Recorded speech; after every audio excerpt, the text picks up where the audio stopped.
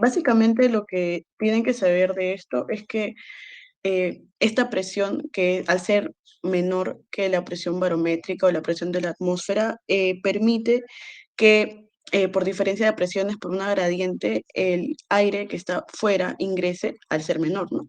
Usualmente se mide en centímetros de agua, que ha sido siempre, que básicamente es un valor de -5 centímetros de agua, pero si lo queremos poner en milímetros de mercurio es más o menos 753 a 758. ¿Y por qué hay una diferencia de presiones alrededor de toda la cavidad torácica?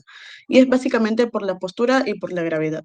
Usualmente la presión tiende a ser un poco mayor al momento de que aumenta la gravedad, y la postura hace que el pulmón que se encuentra dentro de la caja torácica baje, ¿no? Entonces aumenta la presión. Eh, Siguiente. Ya. Y después vamos a hablar sobre lo que es la inspiración y la expiración. Ahora, quería recalcar un poco sobre lo que es la presión intratorácica, ¿no? Usualmente pueden pensar que es la presión interpleural, porque se llama PIP, ¿no? O sea, es presión interpleural. Pero se dice también presión intratorácica porque básicamente no es solamente alrededor de los pulmones, sino también abarca lo que es el intersticio del pulmón. Básicamente todo lo que está dentro de la cavidad torácica menos los vasos sanguíneos. Entonces, ese término tiene que estar claro. ¿Ok? Ahora, para diferenciar un poco lo que pasa en la inspiración y en la expiración, quiero centrarme un poco en lo que son los músculos que participan en cada uno de esos procesos. Se sabe que la inspiración es la función activa que tiene el tórax, ¿no? Entonces, los principales músculos que participan en esta son el diafragma y los músculos intercostales externos, pero el más importante es el diafragma, eso siempre lo preguntan. Y los accesorios en la inspiración son el escaleno, el esternocleidomastoideo, los músculos del cuello y la espalda y ciertos músculos de las vías respiratorias superiores. En cambio, en la expiración, al ser un proceso pasivo, básicamente no hay un músculo principal, sino es la relajación de la mayoría de los músculos inspiratorios. Pero si queremos hacer una expiración forzada, participan los músculos accesorios, que son los músculos abdominales, los intercostales internos y los músculos del cuello y la espalda. Eso también pregunta. Ahora, vamos a hacer una diferencia entre lo que es la distensibilidad estática y lo que vendría a ser la elasticidad. Usualmente se confunden estos términos porque pueden parecer similares, ¿no? Pero en realidad no lo son. La distensibilidad se refiere a la capacidad que tiene el pulmón de poder distenderse o de poder ampliarse, y la elasticidad es la capacidad que tienen los alvéolos de volver a su lugar. Entonces, son cosas diferentes. Entonces, si ponemos en ejemplo un globo, por ejemplo, un globo necesita cierta presión de aire o cierta cantidad de aire para poder inflarse. Esa capacidad de poder inflarse es la distensibilidad o la compliance, ¿ok? Y la elasticidad es cuando tú sueltas todo el aire de ese globo y vuelve a su forma inicial, que, bueno, esa es la principal diferencia. Entonces, la elasticidad vendría a ser uno sobre la compliance. Entonces, son mecanismos que están indirectamente proporcionales. Ahora, quise añadir lo que es el término de presión transpulmonar. Ah, no, ese no es. El lápiz, puntero, ya. El término presión transpulmonar, que básicamente es la presión que se categoriza como responsable de distender una vía respiratoria. Ahora, esta presión transpulmonar es la que se da alrededor de las vías respiratorias y básicamente alrededor del alvéolo, lo que permite que el alvéolo pueda distenderse. Y esta presión es igual a la presión alveolar menos la presión intratorácica.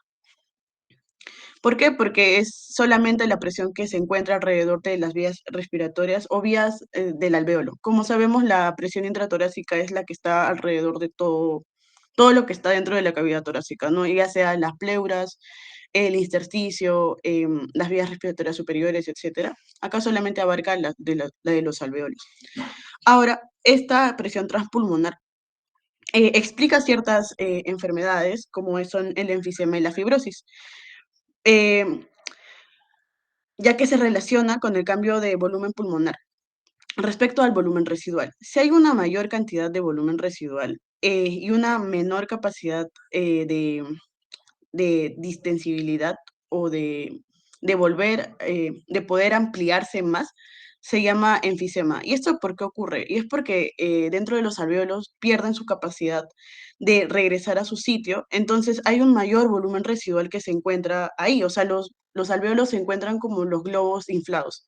Entonces, a menor presión transpulmonar, hay un mayor, hay un perdón, a una menor presión transpulmonar hay un aumento del volumen residual, porque ya se encuentra lleno con el volumen residual.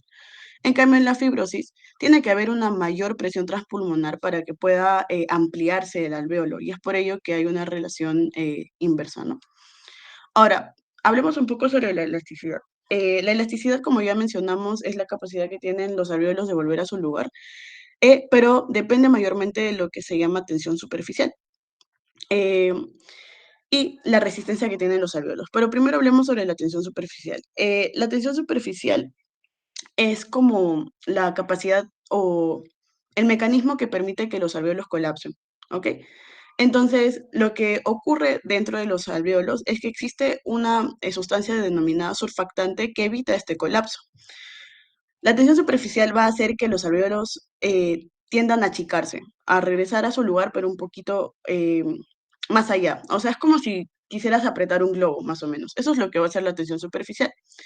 En cambio, el surfactante, al meterse dentro de las moléculas de agua que se encuentran alrededor del alvéolo, va a como romper estas uniones que tienen las moléculas de agua y va a hacer que el alvéolo se mantenga en su lugar inicial. Ahora, el surfactante es sintetizado por unas células importantes que se llaman neumocitos tipo 2, lo que acá mencionan como principales funciones un aumento de la tensibilidad, distensibilidad, una disminución de la tensión superficial, por lo tanto, mantiene el tamaño alveolar. Ahora, hay una ley importante que es la ley de Laplace, donde se menciona la presión, la tensión y también el radio. Esto quiere decir que los alvéolos que tengan menor radio van a tener que tener una mayor presión para poder ser insuflados. ¿Eso qué quiere decir? Que mientras más pequeño sea el globo, necesitas muchísima más presión para que este alvéolo pueda distenderse. Eso es lo que explica la ley de Laplace, o lo más importante. ¿Ok? Ahora, otra característica es que los alvéolos están interconectados. Eso quiere decir que si uno se colapsa, probablemente los alvéolos que están conectados a este también tiendan a colapsarse. Es por ello que cuando hay enfermedades que colapsan alvéolos, todos los alvéolos de un mismo lóbulo van a colapsarse, pero solamente ese lóbulo porque están interconectados. Los demás van a seguir funcionando. ¿Ok? Ahora, el surfactante mayormente está compuesto por lípidos. El principal, o uno de los principales, es el dipalmitoilfosfatidilcolina y la fosfatidilcolina per se. Y también hay otras proteínas como la albúmina, la inmunoglobulina A y cuatro apoproteínas importantes. Ahora, ¿cuáles son las que les van a preguntar? Probablemente va a ser la apoproteína A o SPA, que tiene una mayor solubilidad en agua y cuya función es la inmunidad innata. Creo que esta es la principal característica que tiene esta apoproteína. Ahora, otra pregunta que les pueden hacer al respecto es que las apoproteínas SPB y SPC son liposolubles. Y bueno, ahí les dejo las otras funciones de las otras, pero probablemente eso es lo que preguntan. Ahora, dentro de las propiedades dinámicas del pulmón, vamos a hablar básicamente de lo que ocurre en el flujo aéreo. Ahora, el flujo aéreo, tanto el volumen va a depender de lo que es la resistencia y la diferencia de presiones en las distintas zonas de las vías aéreas.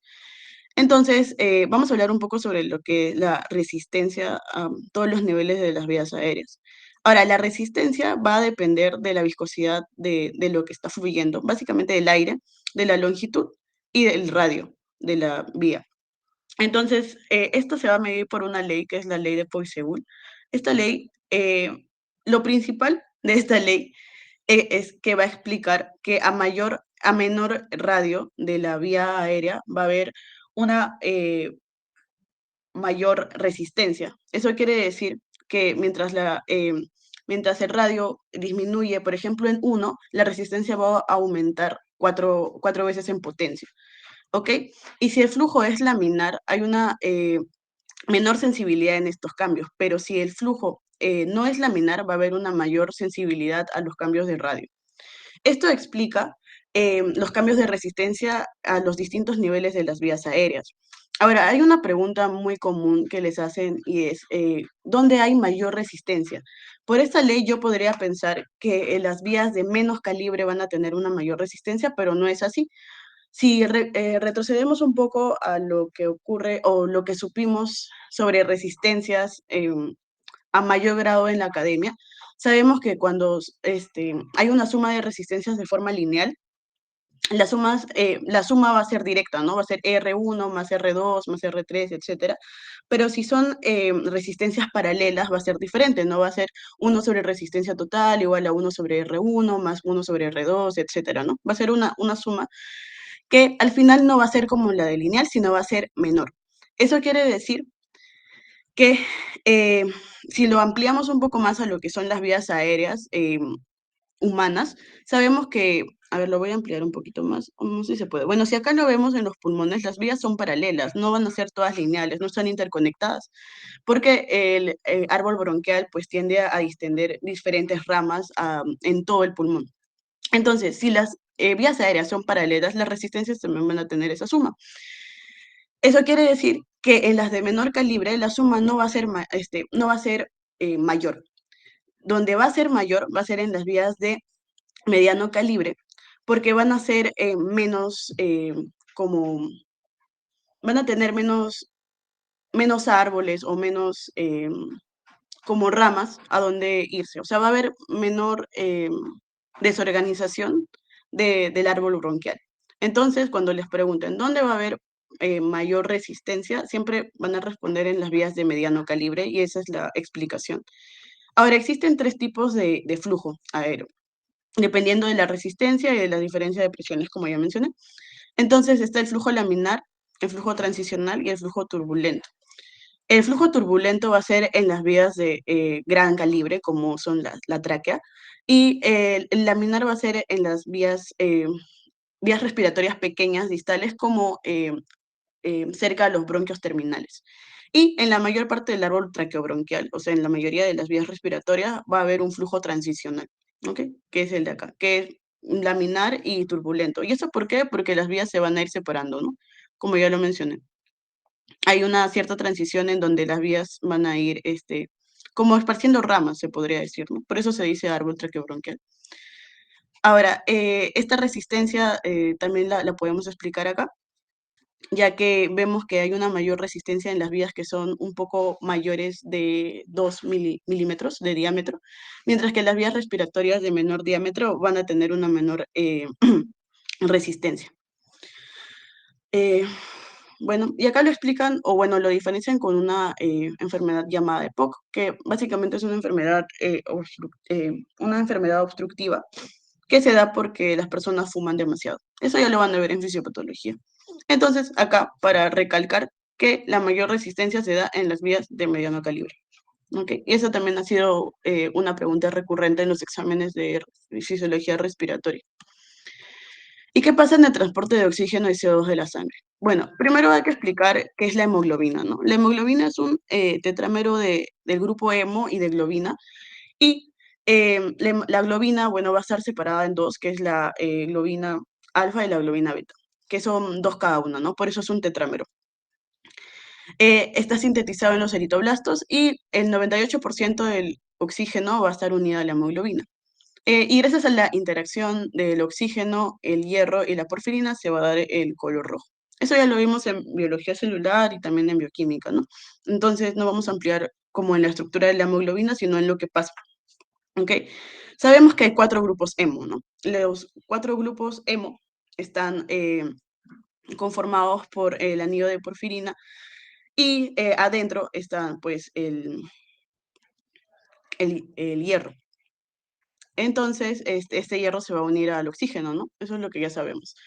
Ahora, la unión de hierro y oxígeno usualmente en el medio ambiente es irreversible, pero para términos fisiológicos y del mismo cuerpo, esta unión tiene que ser irreversible. ¿Y por qué se da? Básicamente porque hay una conexión de la globina con ciertos aminoácidos que permiten que esta unión sea reversible. Ahora, el resultado o el residuo de esta unión va a ser la histidina.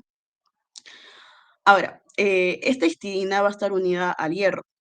Y sabemos que el hierro está acá en el medio, al costado del anillo de porfirina. Entonces, si no hay oxígeno, las cuatro histidinas van a tender a jalar al hierro.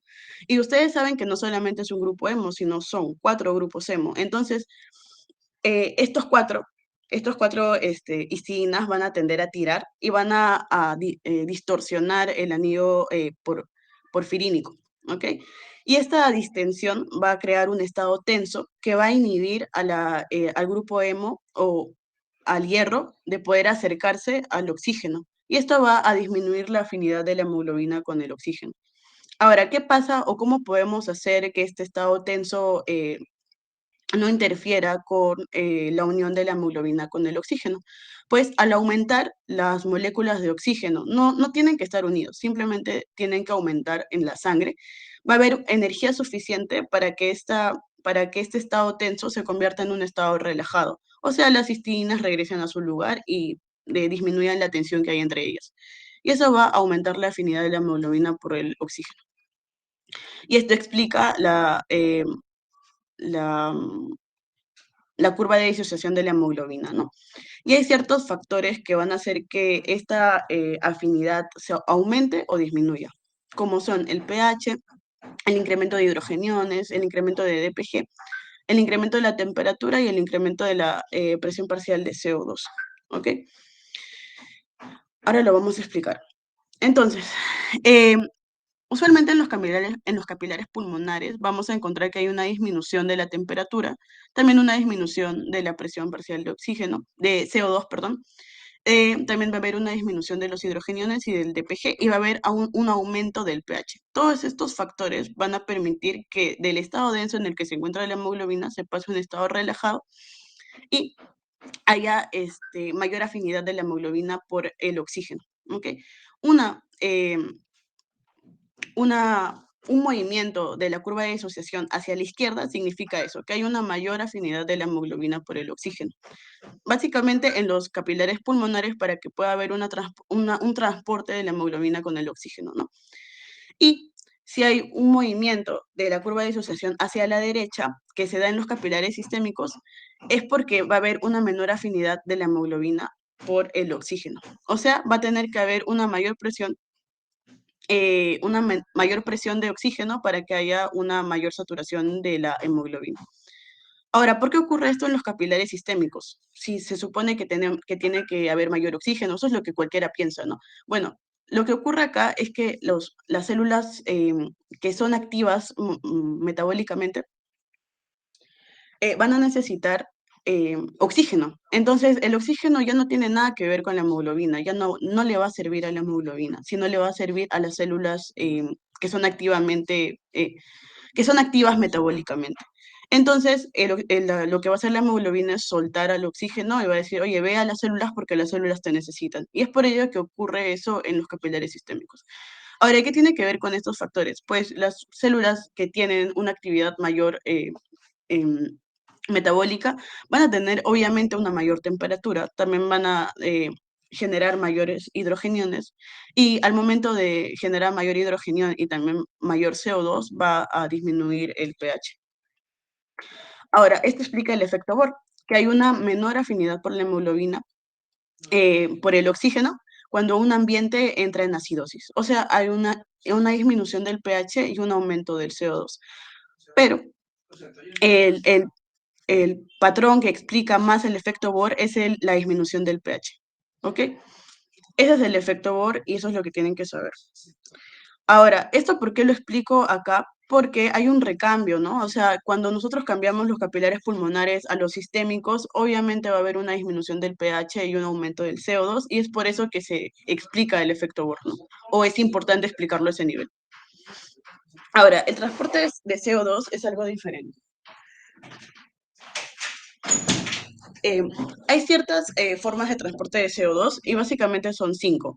El CO2 disuelto, que en la mayoría de la sangre va a estar en un 5%.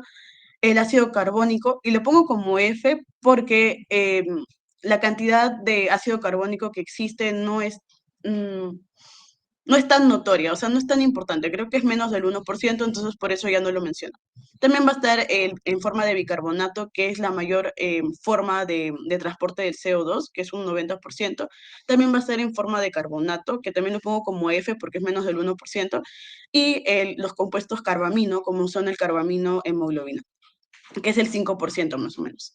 Ahora, ¿qué es lo que ocurre acá? De los tejidos, el CO2 se va a transportar hacia los capilares. Esta es como la membrana de los capilares, la membrana capilar, y va a entrar a la sangre de este nivel y se va a convertir en sus tres formas más importantes, como ya las mencioné, el disuelto, el compuesto carbamino y el bicarbonato. Ahora, al momento de convertirse en el plasma, eh, se va a dividir. Del 100% que tenemos de CO2 que va a entrar al capilar, el 11% se va a transformar en el mismo plasma y el 89% se va a dirigir al mismo eritrocito que está en la sangre, ¿no? Por medio de un complejo RH y también por la apocrina 1, que es un canal de gas. Entra al eritrocito y dentro del eritrocito también va a generarse pues, los mismos mecanismos que ocurren en el plasma, pero con una mayor concentración de CO2, pues, ¿no? Y el CO2 se va a convertir en disuelto, en compuestos carbamino y también en bicarbonato. Y en los dos casos, siempre el bicarbonato va a ser en mayor proporción. Mientras que, bueno, cambian los roles cuando es dentro del eritrocito en el caso del CO2 disuelto, porque el disuelto en el plasma está en un 6% y dentro del eritrocito está en un 4%. Y el CO2 también pasa a los compuestos carbamino e incrementa su porcentaje, ¿no? Dentro del eritrocito está en un 21% y por fuera está en menos del 1%. Ahora, este compuesto carbamino va a perder a su hidrogenión y este hidrogenión va a desestabilizar la forma de la hemoglobina que está unida al oxígeno y el oxígeno va a ser liberado y va a salir hacia los tejidos. Entonces, eso es lo que ocurre en las células, en los capilares sistémicos, en el recambio de CO2 y O2, ¿no? Que es muy diferente a lo que ocurre en el mismo oxígeno, que hay un mecanismo diferente de diferencia de presiones, etcétera, ¿no? Y acá el bicarbonato va a tender a salir y el cloro va a tender a entrar al eritrocito y este efecto se denomina efecto hamburger o hamburger, no sé cómo se pronuncia. Pero estos probablemente, no creo que les pregunten esto porque es muy datero, pero es importante que lo sepan porque el bicarbonato se forma más dentro del eritrocito precisamente porque hay un recambio con el cloro.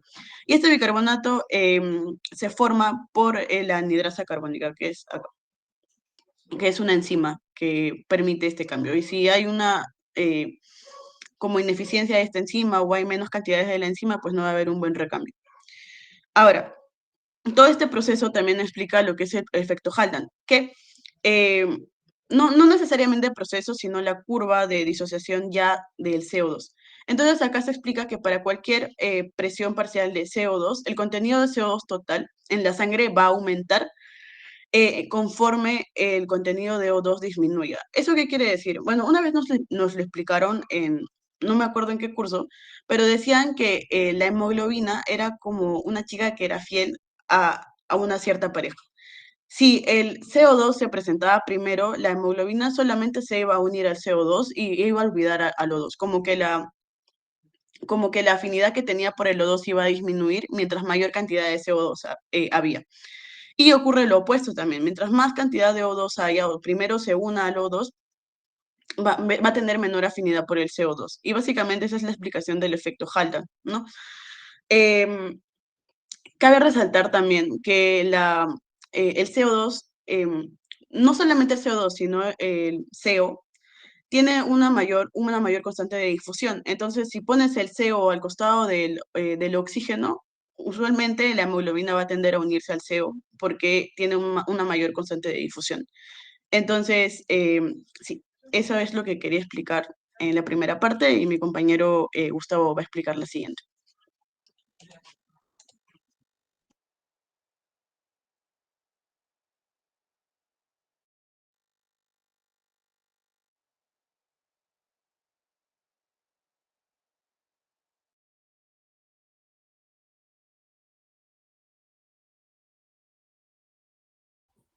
Hola chicos, ¿qué tal? ¿Se me logra escuchar? Sí, sí, te escucho. Ya, acá. Bien, entonces yo voy a continuar la exposición desde donde lo dejó mi compañera Andrea. Voy a tocar los temas específicamente del control de la respiración, el intercambio gaseoso y el equilibrio de... Todos los temas van a ser, o sea, tocados en sus puntos principales y lo más importante es para que puedan estar preparados para su examen. La idea no es confundirlos con explicaciones detalladas ni puntos que puedan saltar, que puedan ser curiosos o así, pero no, que no tengan relevancia para el examen. Así, la idea es que sepan solo los datos clave. Así que por eso va a ser una exposición también más o menos rápida. Pero con que lo tengan en cuenta todo lo que está acá, ya estarían casi preparados para todo su examen. Así que ahora presento pantalla.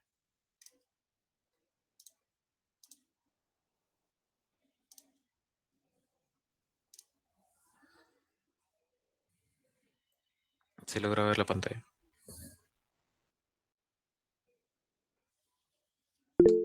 Sí. Ya.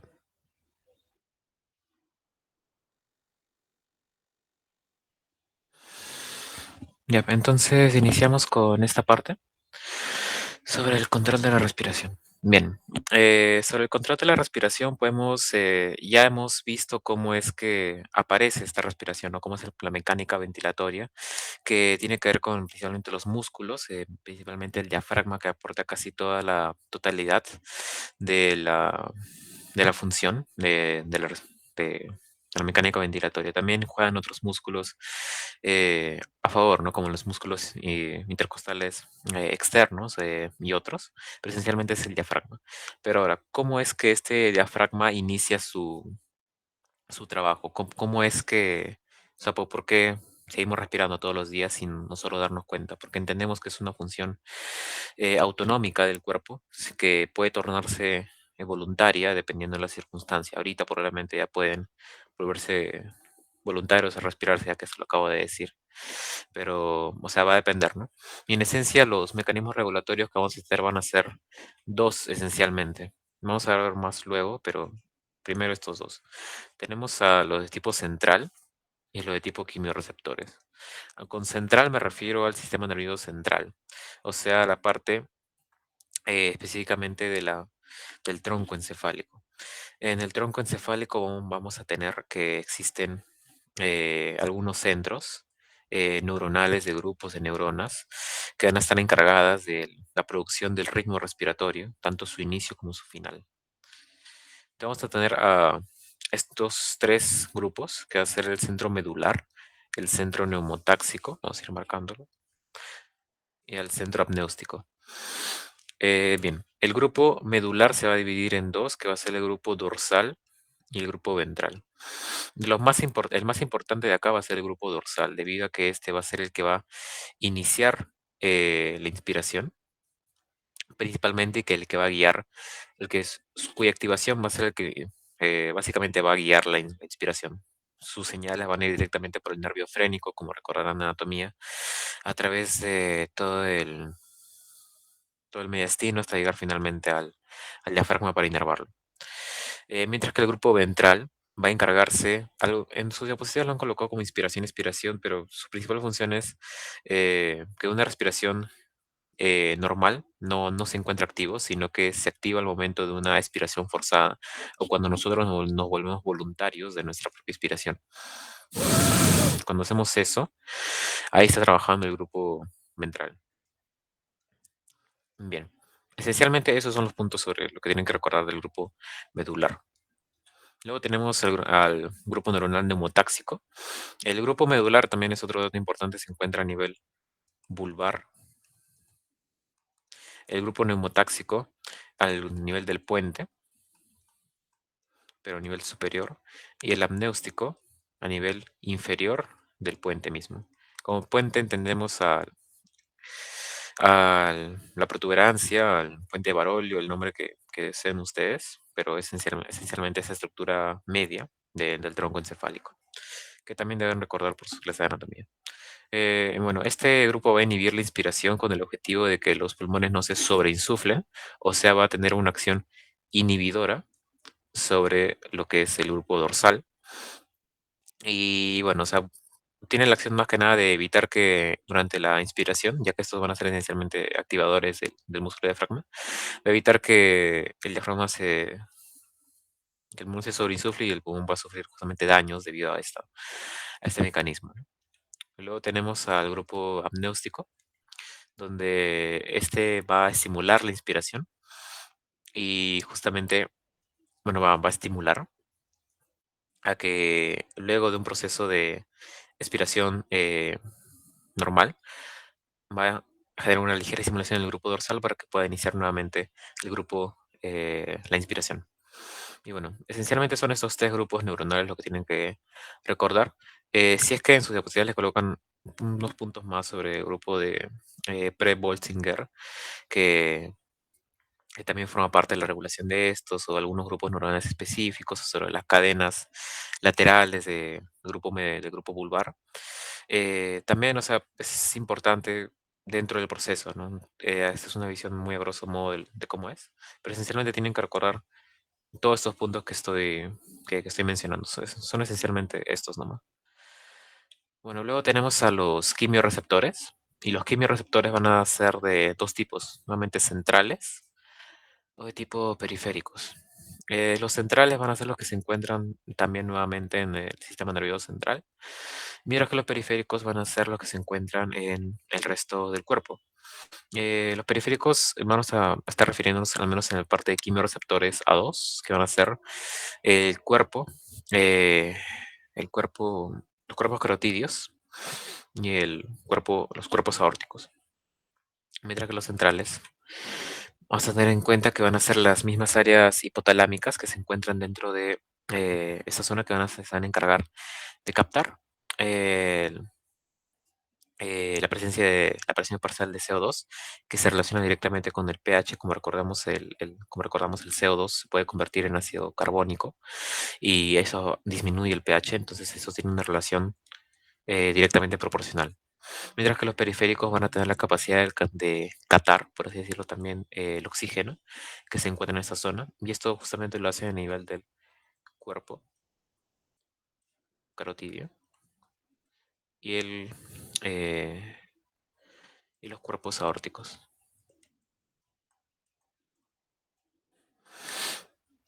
Bien, bueno, son esencialmente esos datos los que tienen que saber. Si es que el PCO2 aumenta, entonces se va a estimular la respiración debido a que si es que el PCO2 aumenta o el pH disminuye, como mencioné, es casi lo mismo, o por causas similares, esto va a generar que se estimule la respiración para poder botar todo este CO2, mientras que el aumento, en el caso del PO2, si es que aumenta el oxígeno, se va a inhibir de cierta forma la respiración, mientras que sucede lo contrario en el caso contrario. Bien. Son esencialmente esos los puntos. Ahora, acá podemos ver a otros receptores de la respiración que van a ser que van a ser secundarios, ¿no? Pero que obviamente juegan un papel importante ya en cada uno en unas facetas distintas. Primero tenemos a los receptores de estiramiento, que van a ejercer el reflejo de Herring-Breuer, y estos van a encontrar justamente dentro de lo que son las vías bronquiales. Y estas vías bronquiales van a ejercer un efecto esencialmente inhibitorio sobre la respiración, ya que si es que un bronquio, acá tenemos un bronquio, por ejemplo, se sobreinsufla, o sea, se hincha mucho, esto puede generar un daño importante en la vía, ¿no? Entonces, este estímulo que va a hacer, si se siente que se está estirando demasiado, va a enviar un estímulo a central, al cerebro, bueno, al tronco encefálico en realidad. para inhibir la respiración. Y entonces esto va a disminuir la frecuencia respiratoria y justamente va a estimular a que esto no, que la vía bronquial no se dañe. Especialmente eso se reflejó a Henry Breuer. Luego tenemos a los de tipo receptores irritativos, que se van a ver en el caso de polvo y polen. Eh, a todos nos ha pasado que cuando o sea, olemos algo que sea una sustancia irritante, ¿no? Como algo a lo que somos un poco alérgicos, esto puede generar que eh, nuestra respiración aumente justamente con el objetivo de eliminar esta sustancia. Luego tenemos a los receptores J que van a ser en el parte del engrosamiento capilar y que van a ser importantes dentro de la fisiopatología de, por ejemplo, una sobrecarga cardíaca, donde, donde básicamente el corazón no va a poder, no poder bombear adecuadamente la sangre que le llega las venas pulmonares. Entonces esta sangre se va a estancar y va a generar dilatación en las venas pulmonares. Esto va a generar que los capilares, justamente por acción retrógrada, también se engrosen y esto va, bueno, a estimular estos receptores para que aumente la respiración, justamente para que, que pueda expulsar, para que pueda detenerse este proceso. Y bueno, finalmente tenemos a los propios testigos donde se encuentran eh, unos receptores que, justo que ya han visto en neurofisio, los receptores de tipo aparato de Golgi, que se encuentran a nivel de los usos musculares y, y otros, que justamente van a contar con la función de que el cuerpo va a poder identificar en qué parte del proceso respiratorio se encuentra. Y bueno, con eso también va a ayudar a la regulación de este. Pero en esencia, sobre el control de respiración, es todo esto. Tienen que recordar la parte neuronal. Es más que nada sobre el grupo dorsal y su importancia al iniciar la inspiración. Al grupo neumotáxico y amnióstico, cuál hace cada uno, nada, estimulando o inhibiendo la inspiración. Y sobre los quimiorreceptores, esencialmente recordar dónde se encuentran y qué hacen, ¿no? Cuáles miden el CO2 y cuáles miden el oxígeno. Y eso principalmente. Los otros también pueden recordarlo, pero tienen a ser más secundarios dentro de su función. Luego pasamos sobre lo que es el intercambio gaseoso. Esta parte es un poco más interesante, digamos, ya que es básicamente la función que se le atribuye clásicamente y en lo que todos pensamos primero cuando se menciona el sistema respiratorio, ¿no? Que bueno, cuya función esencial es la de permitir el paso de oxígeno a la sangre y expulsar el CO2 derivado del metabolismo que tenemos, ¿no? Las células de ese metabolismo generan CO2 de desecho y el cuerpo lo elimina, ¿no? Y bueno, esencialmente esa es la función. Pero ahora, ¿cómo se realiza esto? Bueno, acá está la definición de lo que acabo de mencionar. Y bueno, por primer punto que tienen que recordar sobre el intercambio gaseoso es la ley de Dalton, y que quizás ya recuerdan o no han podido ver en cursos anteriores. La presión parcial de un gas, digamos el oxígeno, va a ser directamente proporcional a su concentración. O sea, mientras a más concentración del, de cierto gas en un líquido disuelto, va a tener mayor presión parcial eh, dentro de, dentro de justamente este líquido. Para simplificar las cosas, pueden simplemente pensar en presión parcial igual a concentración, al menos en temas de gases, mientras se encuentran de manera disuelta. Eh, y eso más que nada. Porque también hay otro punto rescatable, que es que si un gas se encuentra unido a cierta proteína o a cierto transportador, este gas, esta molécula de gas ya no va a formar parte de lo que es la presión parcial, sino que la presión parcial se da más que nada por la concentración, pero del gas disuelto. Y bueno, recordar eso más que nada. Y bueno, ahora ya yendo netamente a lo que es cómo se da este intercambio gaseoso, vamos a tener eso, a la famosa ley de Fick, donde nos va a decir que el volumen por minuto de gas transferido en la membrana alveolo-capilar, que es donde se da este proceso de hematosis, va a ser igual a la multiplicación de la capacidad de difusión que elevamos de L por multiplicado por la diferencia de presiones parciales. Entonces, eh, es esto. A mayor capacidad de difusión se va a transferir mayor gas. A mayor diferencia de presiones parciales se va a transferir mayor gas. Entonces, ambos son directamente proporcionales a la función de la transferencia de gas. Perfecto. Ahora, pero bueno, entendemos que la diferencia de presiones parciales es esencialmente la diferencia que va a existir entre el gas que se encuentra en el espacio alveolar en comparación con el espacio capilar. Eso es más o menos conocido. Entendemos que en el alveolo justamente va a haber más oxígeno de lo que hay en la sangre venosa que viene por el capilar, que justamente la idea de esta diferencia es que se intercambian. Perfecto. Pero esa capacidad de difusión, ¿de dónde surge? Bueno, esta capacidad de difusión va a tener las siguientes características, que se le puede ser descrita como otra fórmula, como el C por A entre X.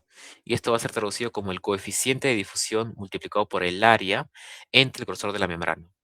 O sea, el coeficiente de difusión va a ser dependiente de las características moleculares del gas, o sea, del peso, del tamaño, de la forma, polaridad, etcétera. Cosas que por el momento son, digamos que son constantes en cada gas. Y bueno, perfecto. Entonces, va a ser directamente proporcional dependiendo de la consciente del propio gas.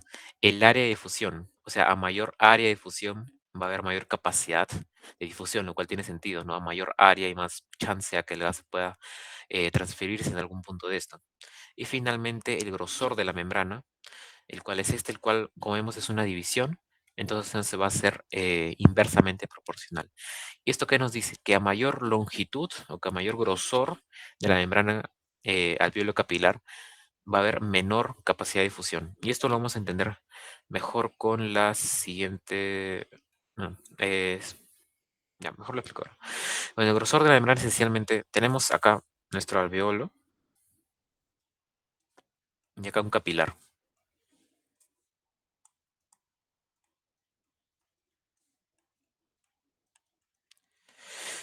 El gas, digamos oxígeno, tiene que pasar al capilar. Tiene que atravesar toda esta parte, que acá puede parecer pequeño, y es realmente pequeño, son un par de micras nomás, pero que va a importar bastante ya que va a ser un espacio el que cual si se engrosa, digamos que por un proceso de fibrosis u otra enfermedad que ya van a ver más adelante. La más clásica, que pues, suele engrosar los septos o y el espacio y la membrana alveolo-capilar, va a ser la fibrosis, ¿no? En esa fibrosis va a haber una proliferación de tejido fibroso, el cual va a engrosar la membrana y va a impedir y va a dificultar que el gas pueda pasar del alveolo hacia el capilar. Más que nada porque la distancia que tiene que recorrer el gas va a incrementar y esto va a permitir que el gas pueda simplemente perderse en el camino o simplemente no pase porque la barrera es demasiado gruesa como para que pueda hacerlo. Y entonces esa es la lógica de que el X, el grosor de la membrana, sea inversamente proporcional. Y bueno, entonces va a depender de todas estas características. Y ahora, ¿por qué nos interesa saber esta capacidad de difusión y medirla? Porque en la práctica clínica se puede hacer, y eso también lo colocó el doctor Saavedra en sus diapositivas. Es famoso Delco, que lo van a ver ya cuando roten en hospitales, que se mide bastante para poder evaluar la capacidad de difusión de un gas. Usualmente se hace con monóxido de carbono, que es CO, y esto debido a que el monóxido de carbono no existe normalmente dentro de la sangre humana. Es un gas bastante tóxico porque tiene una alta capacidad de afinidad a la hemoglobina y cuando se une a esta ya no se separa. Entonces es bastante tóxico, pero si se da una pequeña dosis, una sola inspiración, y luego se mide al final de en la expiración cuánto sale, cuánto entra de CO al inicio y cuánto sale posteriormente, se puede llegar a evaluar qué tanto, eh, qué tan bien está tu membrana, debido a que, esencialmente, el delco, debido a que no va a haber, en el caso de esto del CO, no va a haber diferencia de presiones parciales, en este caso, debido a que el CO no existe en la sangre, entonces nos quedamos únicamente con la medición de la capacidad de difusión. Entonces, perfecto. Medimos esta zona y Bueno, debido a que el coeficiente de difusión de este gas es constante, esto nos va a medir dos cosas, tanto el área de difusión como el grosor de la membrana, que se puede ver afectado. El área de difusión puede reducirse en casos de enfisema, si es que les preguntan. Es una enfermedad bien conocida, donde, para en resumidas cuentas, las paredes alveolares se destruyen y el alveolo, que como se recordarán es como una bolsita, ¿no? Que es así, como un racimo y que tiene dentro más bolsitas y así. En el enfisema se vuelve una pelota o uniforme. Y, o sea, esto va a reducir claramente el área que tiene para hacer esa difusión. Y finalmente el grosor de la membrana, que como hemos visto es la que se puede dar en fibrosis, ¿no? Que se puede engrosar. Y bueno, como se lee es que un delco aumentado va a relacionarse con una mayor difusión, mientras que un delco disminuido va a relacionarse con una menor difusión, por cualquiera de las dos características o cosas que hemos visto acá. Bien, ahora vamos a hablar un poco sobre la diferencia de presiones parciales, ahora que hemos visto ya a profundidad la capacidad de difusión. Y bueno, la diferencia de presiones parciales es bastante sencilla de entender.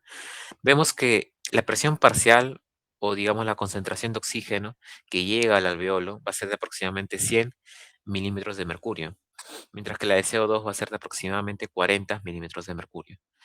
Eh, También se habla sobre el gas que entra a la tráquea, el gas seco y el gas húmedo, que finalmente entre el que llega al final al alveolo. El gas humidificado puede llegar a ser de 160 milímetros de mercurio, de oxígeno y cero de PCO2. ¿Por qué cero? Que no hay CO2 en el aire. No es que no haya, es que su concentración es tan baja que realmente no tiene una presión parcial significativa, es menospreciable. Así que se toma de esta manera más o menos. ¿Por qué de 160 que entra a los bronquios, que está humidificado, pasa a 100? Debido a que justamente en esta parte el alveolo siempre va a estar, o sea, el capilar siempre va a estar sacándole oxígeno, debido a que justamente posee esta función. Y es debido a esto que la presión parcial de oxígeno siempre va a ser menor en el alveolo al llegar. Y la de CO2 aumenta por la misma razón en la que el capilar va a darle o a botar CO2 hacia el alveolo. Entonces tenemos esto. Bien, en el capilar podemos hablar de dos extremos, un extremo arterial pulmonar, que va a ser la parte venosa del capilar. Venosa en el sentido en el que va a venir para que se entienda mejor, la sangre venosa sistémica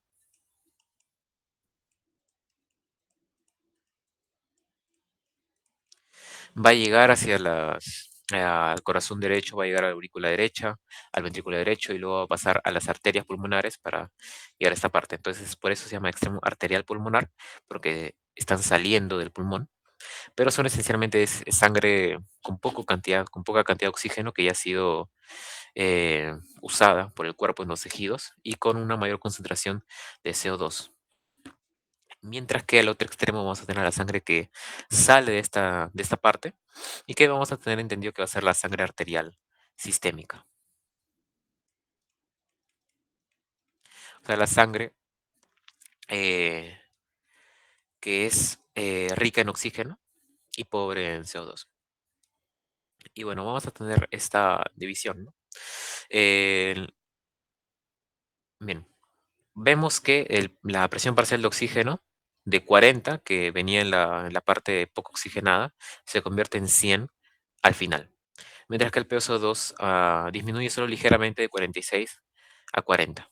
Bien, vemos en realidad que la sangre arterial sistémica tiene una concentración de gases similar, por no decir idéntica a la del alveolo.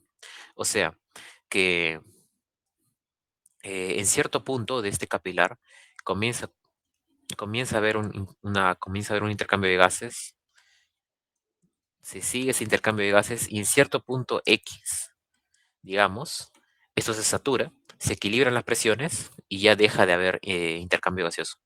Y esto no es malo. Esto va a depender en realidad de la concentración de oxígeno alveolar, que va a depender justamente de la presión atmosférica. Como recordemos, otro dato importante también es que fracción inspirada de oxígeno, que es lo que se describe como un marcador clínico también, es de 0,21. Se dice que es el phi o 2, va a ser igual a 0,21 o 21%. Y esto quiere decir que el 21% de lo del gas inspirado va a ser oxígeno.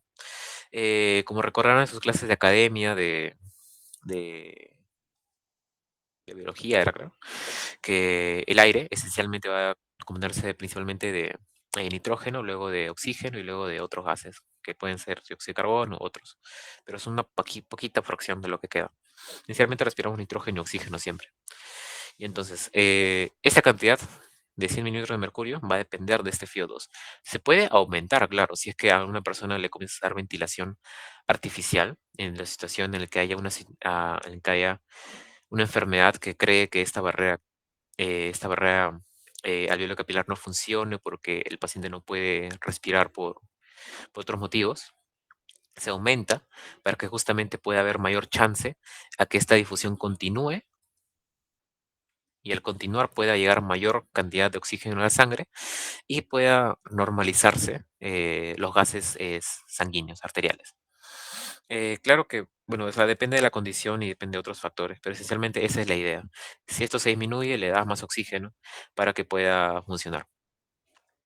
Y bien, bueno, entonces tenemos esta distinción y es lo principal que hay que saber en realidad. Luego vamos a hablar sobre algunos gases que son, esta siguiente tal cual, sobre el intercambio que puede ser limitado por la perfusión o por la difusión. Acá hemos visto que el gas como el oxígeno puede difundirse libremente y o sea, en cierto punto puedes aumentar la presión para la diferencia de presiones y va a seguir aumentando y va a seguir difundiéndose y no va a haber problema.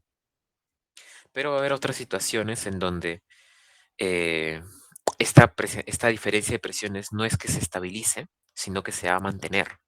O sea, no importa cuánto gas entre, sino siempre va a seguir entrando y la diferencia de presiones siempre se va a mantener. Y esto se explica así, ¿no? Limitado por la perfusión, va a ser los gases que van a depender esencialmente, como vemos acá, de la... Son gases cuya diferencia de presiones al final del extremo capilar del pulmón eh, va a ser idéntico. O sea que en cierto punto va a detenerse la difusión, porque va a ser igual a las presiones parciales. Entonces, una forma para que a aumentar ese intercambio puede ser simplemente, o como hemos visto acá, aumentando eh, la presión parcial de oxígeno del alveolo, que puede ser por respiradores artificiales, o aumentando el flujo sanguíneo que puede haber en esta zona. Entonces, si aumentamos el flujo sanguíneo, va a haber mayor chance a que este oxígeno que está acá pase mejor al capilar y finalmente así se perfunda mejor. Y bueno, acá limitado por la perfusión, entonces tenemos al oxígeno, al CO2 y al nitrógeno, mientras que a los limitados por la difusión va a ser el oxígeno un ejercicio intenso y el CO. El CO, como he mencionado, no tiene concentración o presión parcial en la sangre normal.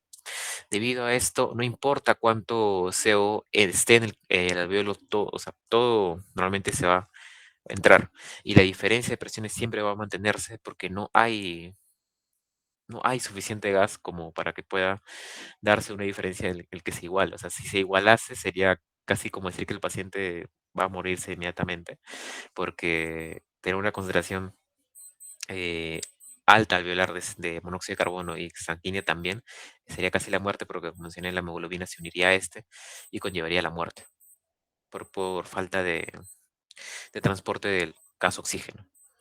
Bien, entonces este CO va a ser limitado por la difusión.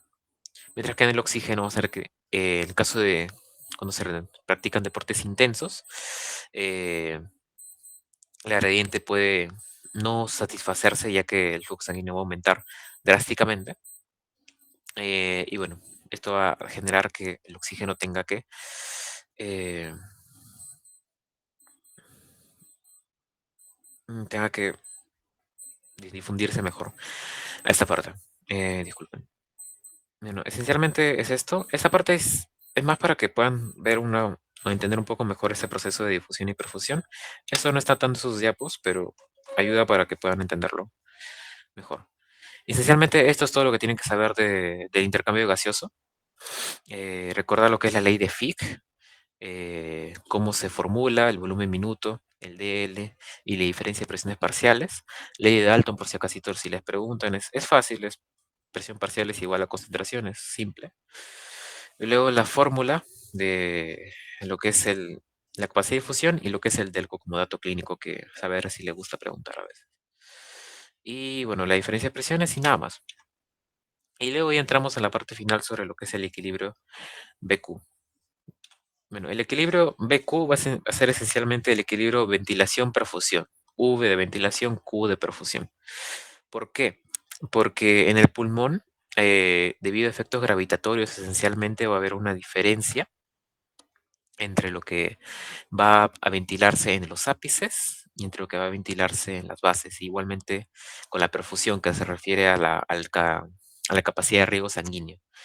Entonces, tenemos un pulmón común y corriente que tiene un ápice, tiene una base, con sus tres lóbulos. Es un pulmón derecho. Y bueno, perfecto. Sin embargo, a este se le va a ejercer la gravedad, a la que básicamente todos los que están en la Tierra tienen. Y esto va a generar que la sangre, por tener mayor densidad, mayor volumen, va a tender a irse hacia el fondo, mientras que el gas tiende a estar más hacia arriba. Entonces aparecen estas zonas. Hay una zona 1, zona 2 y zona 3 de BQ. También se habla de una zona 4, pero esa es más teórica. Esencialmente quédense ahora con esas tres zonas. En esas tres zonas vamos a observar la diferencia más que nada de la presión alveolar, la presión arterial y la presión venosa. La presión arterial refiriéndose a la presión arterial capilar y la venosa también venosa capilar. Y bueno, en la zona 1 vamos a ver que debido a que existe una gran concentración, una gran presión del gas, la presión alveolar va a ser máxima. Y debido a que justamente va a ser máxima, va a tender a, a hincharse y a querer ocluir los vasos capilares que se encuentran, tanto de arterial como de venosa. Como recordemos, la presión venosa es usualmente menor que la arterial, así que sobre esto no hay mayor cosa que discutir sobre por qué venosa es menor que arterial en la cuestión de presiones. Pero en la alveolar sí, porque debido a que existe una mayor concentración de gas debido a esta distinción gravitatoria. En la zona 2, que va a ser más al centro del pulmón, vamos a observar que existe una zona, la presión alveolar va a disminuirse, pero debido a que va a haber una zona media, la presión sanguínea va a subir, arterial más que nada, y entonces va a vencerla y generarse esta disposición.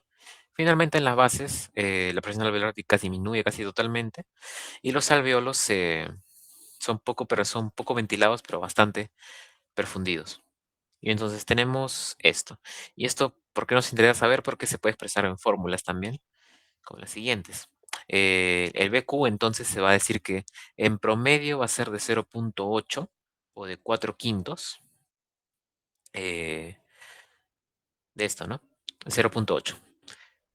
Esto se puede mejorar si es que en las zonas de los ápices va a haber un mayor BQ, de hasta 3 se habla, mientras que en la zona de las bases va a haber un BQ menor que va a ser de hasta 0,6. Entonces, ¿cuál va a ser la distinción esencialmente? Pues bueno, como va a haber eh, esta distinción, en el BQ mayor va a haber una mayor concentración del gas y la sangre igualmente va a estar perfundido. No es que en este caso, porque haya una super ventilación, van a ocluirse finalmente los capilares, sino que se encuentra justo en el punto en donde la presión alveolar está al máximo y los capilares tienen la suficiente fuerza de presión como para mantenerse abiertos.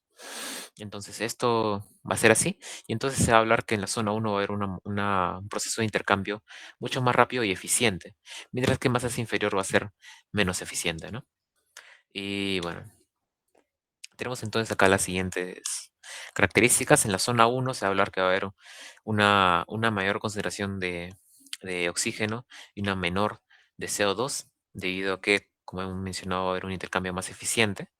Mientras que en la zona 3, al haber un intercambio menos eficiente, va a haber una menor concentración de oxígeno y una mayor concentración de CO2, debido a que va a parecerse más a la concentración venosa sistémica de la sangre, ¿no? Entonces, esencialmente eso es la ventilación-perfusión. Y ahora siempre se explica con la parte patológica o algunas alteraciones del BQ para poder ver posteriormente en la fisiopatología cuando viene el curso las explicaciones. Bueno, en la alteración BQ vamos a ver dos tipos. Una, que va a ser la primera, que es el espacio muerto. El espacio muerto va a ser una situación donde el capilar se encuentre obstruido o no se encuentre perfundido por alguna razón. Acá he puesto una bolita para distinguir que este alveolo no está profundido. Acá no hay nada, digamos, no existe esto. Y el alveolo está solito.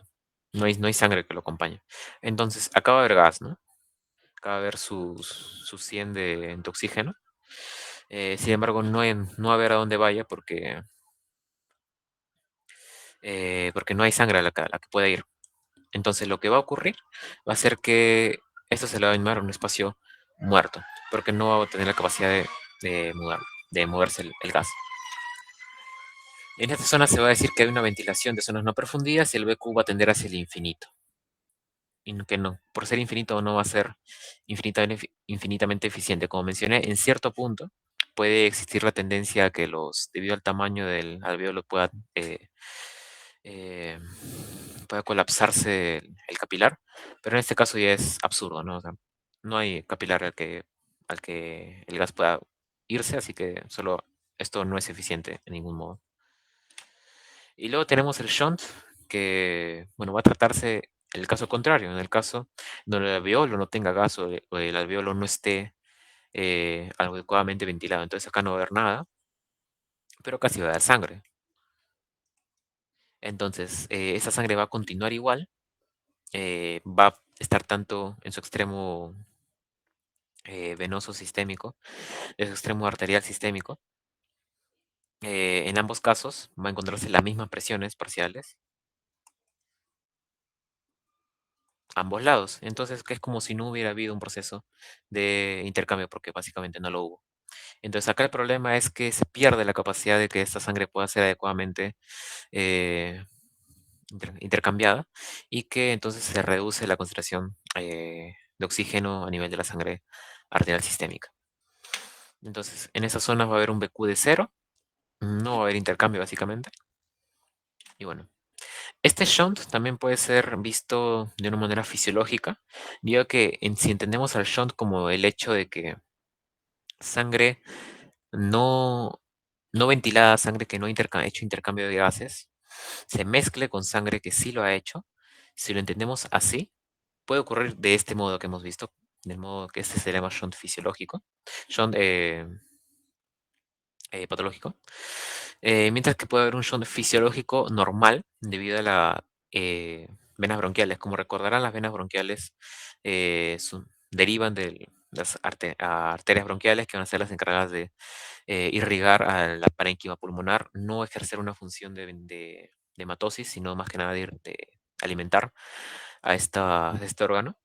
Entonces estas venas bronquiales van a llegar y no van a irse y van a unirse directamente a las venas pulmonares, por lo cual siempre va a haber un 2% a 5% de reducción de la concentración de oxígeno en las venas pulmonares. Y es por eso que se dice que las venas pulmonares, a pesar de estar bien profundas, bien oxigenadas, nunca van a llegar al grado de un 100% similar al de los alveolos.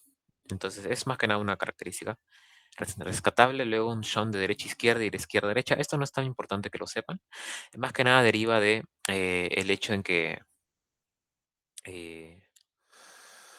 eh, puede haber un intercambio de sangre en el corazón, de izquierda a derecha, derecha a izquierda. De derecha a izquierda puede ser una comunicación interventricular. De izquierda a derecha puede ser una persistencia del conducto arterioso. No son situaciones más patológicas y que tampoco las han puesto en su clase, así que, pero como para que lo tengan en cuenta y si quieren leer un poco más. Y bueno, y último punto que también es importante resaltar es la vasoconstricción hipóxica, en donde en esto vamos a ver que es la vasoconstricción de capilares en zonas poco ventiladas. O sea, si realmente el capilar acá siente que no está siendo ventilado adecuadamente, el capilar lo que va a ser cerrarse. O sea, se va a cerrar y al cerrarse que es lo contrario a lo que esperaríamos, ¿no? Que a nivel sistémico, cuando existe una hipoxemia o existe una zona que tenga poco riego, lo que hacen los vasos es expandirse, ¿no? Para que justamente esa zona pueda irrigarse mejor. Pero acá se vasoconstriñe, que es lo opuesto. Y esto se debe a que justamente una circulación pulmonar. En el pulmón lo que importa es que es que la sangre se perfunda, es que la sangre se ventile en su totalidad. Así que si esto permanece así, esto va a ser ineficiente. Así que lo que hace el cuerpo es, eh, va a cerrar estos vasos, va a generar que la sangre se derive a otros vasos que sí están bien ventilados y esto va a permitir que haya una mejor uso de los espacios ventilados y de la sangre. Entonces es por esto que ocurre esta vasoconstricción hipóxica, es la razón. Eso también explica el por qué, no sé si llevan embriología o así, por qué se habla de que la circulación pulmonar fetal es de altas presiones, mientras que la de pulmonar adulta es de bajas presiones. Y esto es debido justamente a eso, ¿no? Es de altas presiones en el fetal debido a que no existe un intercambio gaseoso porque está intrafeto. Y debido a esto va a generarse que todos los capilares van a estar cerrados, toditos van a estar cerrados, o sea, poquita sangre va a pasar y si pasa, va a pasar súper rápido. Así que es debido a esto que la sangre va a estar superpresionada y va a ser un sistema de altas presiones. A diferencia de adulto que va a ser de bajas presiones, justamente debido a que va a estar bien ventilado. Y bueno, chicos, es en esencia todo lo que hemos preparado para ustedes hoy. Son los datos principales que queríamos que supieran. En el examen de saber usualmente vienen más que nada casitos para que puedan explicar, pero con los puntos que les hemos mencionado. Así que no se lo queden mucho, es más que nada lo que les hemos dicho. Y, y eso, ¿no? No sé si alguien tiene alguna duda o consulta sobre lo que hemos explicado.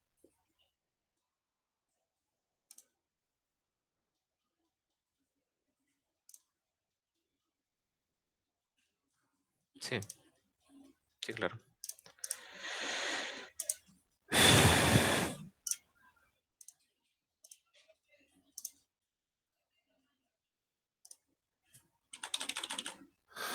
Bien. Acá tenemos tres zonas. Como otra importante también a recalcar es que estas zonas eh, no son anatómicas. O sea, no es que se pueda sacar un pulmón normal y decir que en cierto punto inicia la zona uno o en otra parte inicia la zona 2 por tal accidente anatómico y no. Estas son zonas fisiológicas, o sea que estos, distinción de zona uno, zona 2 y zona 3 es paulatino. O sea, en el extremo del ápex va a ser distinto a la zona inferior del lóbulo apical, ¿no? O sea, aún así va a ser una distinción. Es algo muy gradual en cuanto a esto.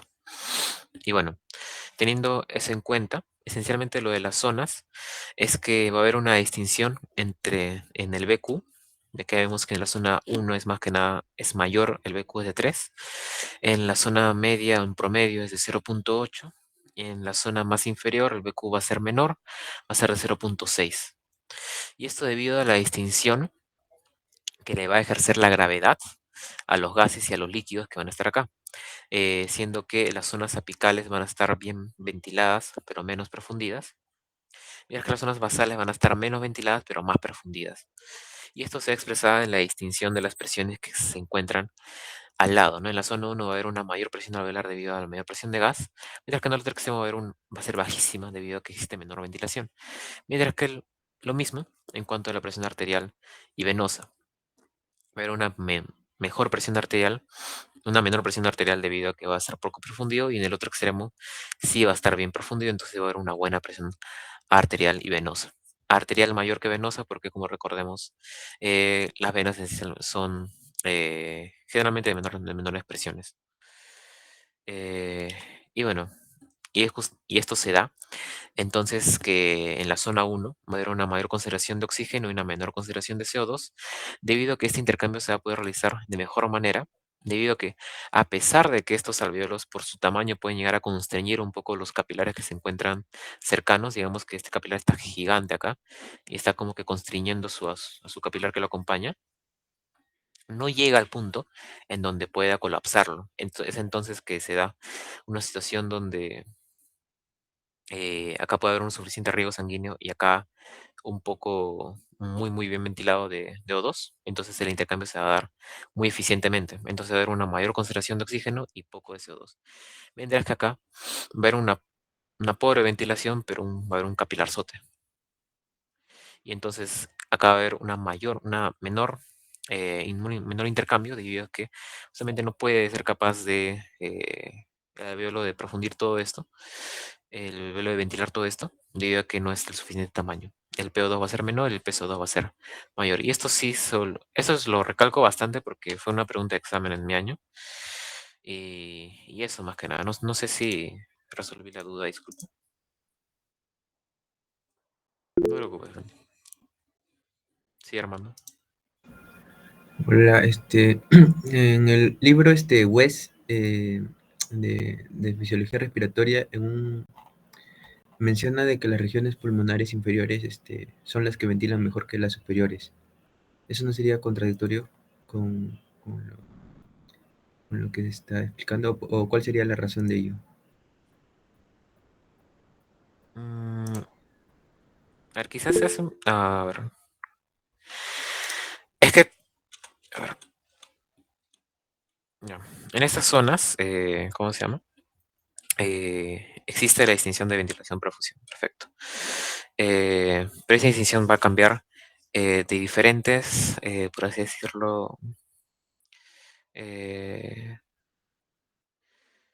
de diferente manera en ambos casos. En el caso de la ventilación, digamos perfusión, la magnitud del tamaño del capilar acá va a ser pequeñísimo, mientras que acá va a ser gigante.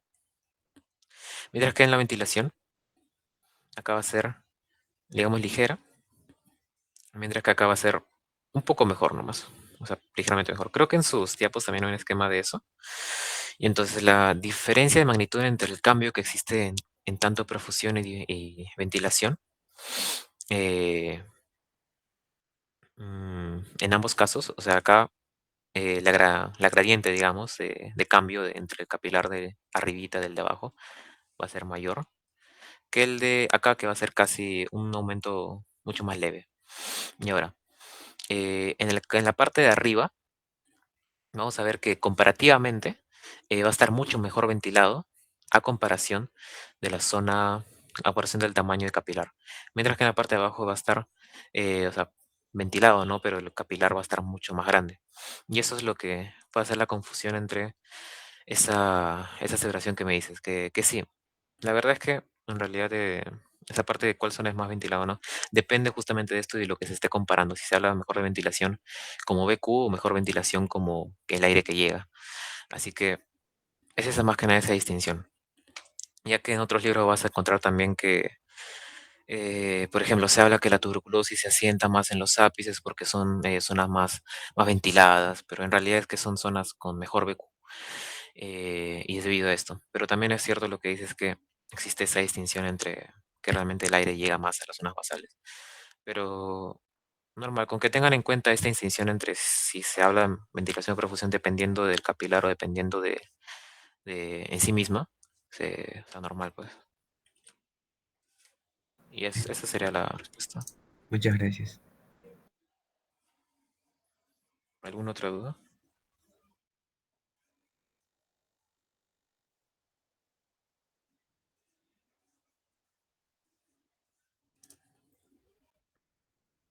Bueno, chicos, eh, ¿le pueden decir a su delegado si es que hay alguna duda o ya no hay?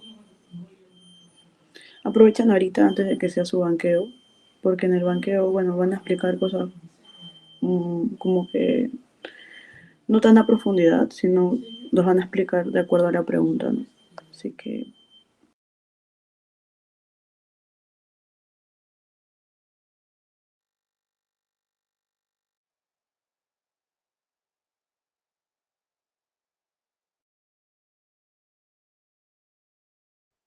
Creo que no hay más dudas al respecto, si no, ya bueno, lo dejamos con su banqueo y cualquier cosa nos pueden escribir o que igualmente los números están con la delegada, se lo puede brindar cuando, si es que lo necesitan y le resolvemos sus dudas al interno y no hay más problema, creo. Bueno, muy agradecido chicos por las preguntas y por la atención. Muchas gracias.